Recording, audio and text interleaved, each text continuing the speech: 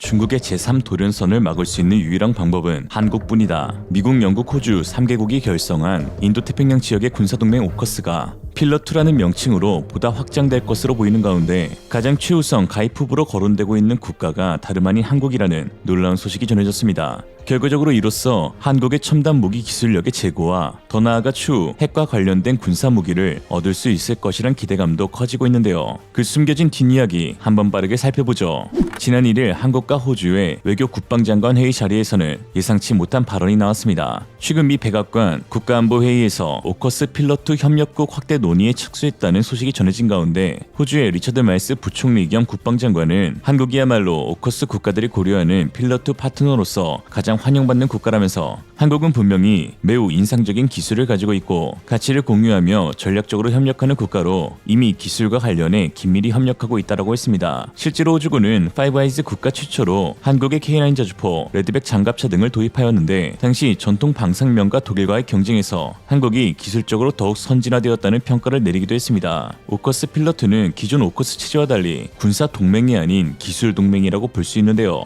중국이 오커스 창설 이후 아시아판 나토를 만들려는 건 아니냐며 크게 반발하였고 또 오커스에 대항하는 중러 북파키스탄 등 새로운 군사 동맹이 창설된 우려도 있기에 미국은 기술협정 차원에서 한국과 뉴질랜드, 캐나다를 파트너로 삼아 중국의 군사 팽창을 막겠다는 심산인 것입니다. 실제로 조태열 외교부 장관 역시 기자회견에서 한국과 호주는 북한의 불법적인 핵미사일 개발 자금에 대한 접근을 차단하고 러북간 무기거래 등 불법적 활동을 저지하기 위해 협력하기로 했다고 밝히기도 했죠. 본격적인 신능전 시대의 미중과 그 동맹국들의 진영 싸움이 시작되고 있는 것입니다. 지난 2001년 결성된 오커스는 사실상 중국의 인도태평양 군사력 팽창을 막기 위한 시도로 호주의 핵잠수함 보유가 핵심이었습니다. 오커스 3국은 호주 해군의 원자력 잠수함 도입을 성사시키기 위해 18개월 동안 회의체를 꾸려 공동 연구를 수행하기로 했으며 미국, 영국이 호주에 핵잠수함 설계 기술을 주고 호주의 생산 공장을 건설하기로 했죠. 여기서 말하는 핵잠수함은 핵을 탑재한 잠수함이 아닌 핵추진 동력 체계를 사용하는 잠수함을 뜻하는데요.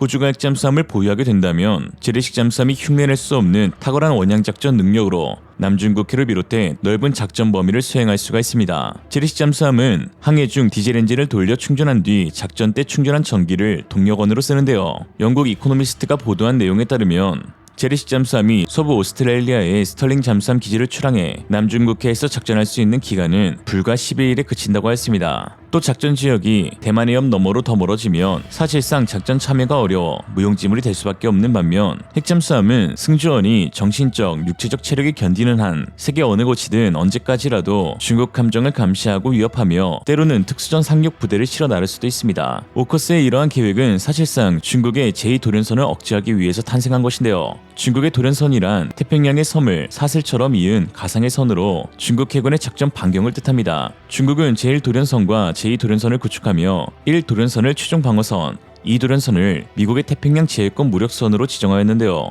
이에 대응하기 위한 미국의 전략으로 1도련선은 한일의 주둔군인 미군 부대, 2도련선은 오커스를 통해 확보한 호주의 핵잠수함으로 대응하려 했던 것이죠. 그러나 문제는 지금부터였습니다. 최근 중국은 도련선을 제3도련선으로 확장하겠다는 계획을 발표했습니다. 10년이 걸릴지언정 제3도련선을 완성하겠다는 의지를 내비쳤는데 그 방법으론 태평양 섬나라와의 협력을 구축하겠다고 하였죠. 최근 왕이 외교부장은 지난달 솔로몬 제도와 키리바시, 사모아, 피지, 톤가, 바누아투, 파푸아뉴기니, 동티모르 등 8개국을 방문하는 일정으로 출국하였습니다.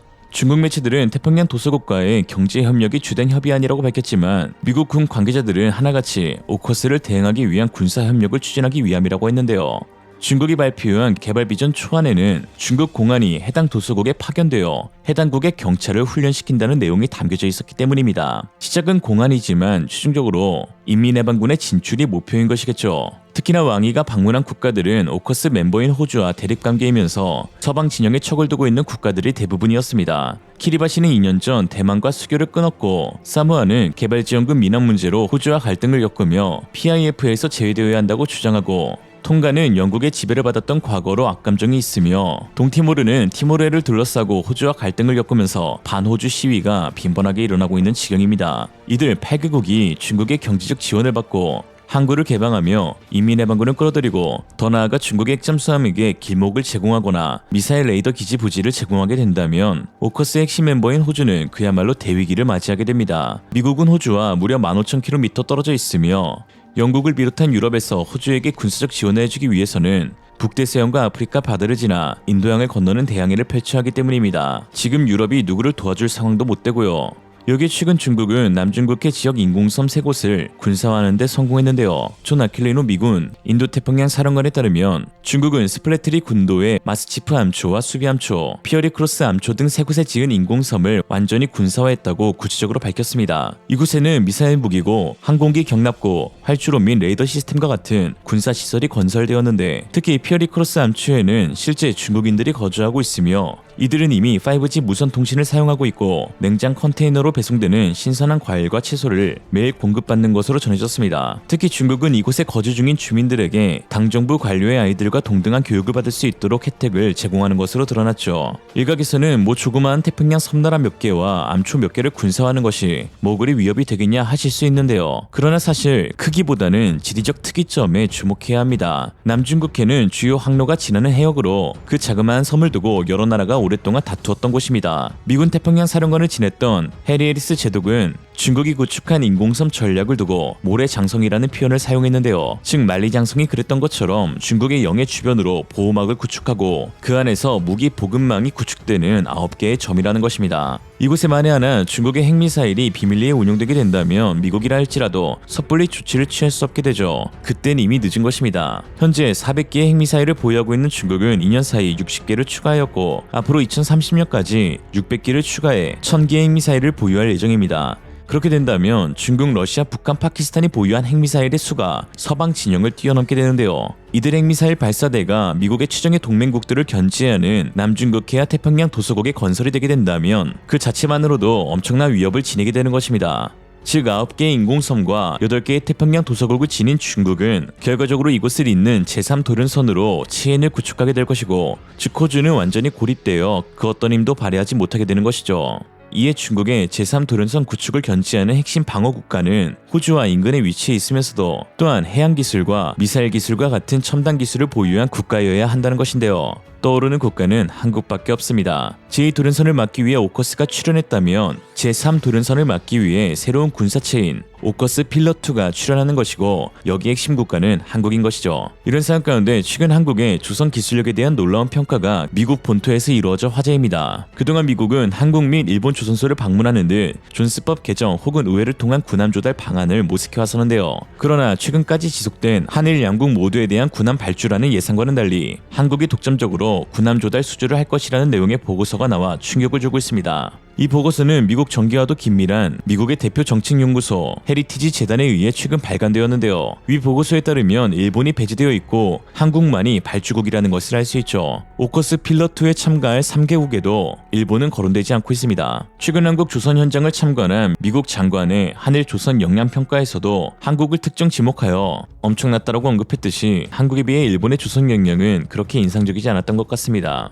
특히나 오커스 필러2에 한국 참여가 거론되는 시기 역시 눈여겨보아야 하는데요. 대선을 앞두고 있는 미국에서는 대통령 추측근들의 발언 하나하나가 매우 예민한 상황인데 도널드 트럼프 전 대통령의 추측근인 엘브리지 콜비는 미국은 절대 워싱턴 선언 중 핵 우상 공약을 실천할 수도 없으며 중국이 대만에 승리한다면 다음은 한반도가 될 수 있기에 한국은 미국의 재래식 전력 지원에 대한 기대를 줄이고 직접 한반도를 방어해야 한다라고 했습니다. 즉 핵우산은 허황된 약속일 뿐 실질적인 자주 국방력, 핵을 보유해야 한다고 주장한 것이죠. 바이든 행정부는 그동안 한국의 핵무장에 대해 반대하는 입장을 취했으나 트럼프 대통령의 안보관 하에 한국이 자체적으로 핵무장할 수 있다는 분석도 나오고 있는 상황에서 필러2를 통한 예측 가능한 한국의 핵 억제 능력을 구축하고 싶어하는 것입니다. 트럼프가 재집권 후 한국이 독자적인 핵 능력을 구축하게 된다면 이는 통제가 불가능한 리스크가 크기에 오커스를 통해 호주의 핵잠수함 기술을 건넨 것처럼 필러2를 통해 한국의 독자적인 핵 억제 능력을 자신의 집권 내에 컨트롤 가능한 범위에서 허용하겠다는 것이죠.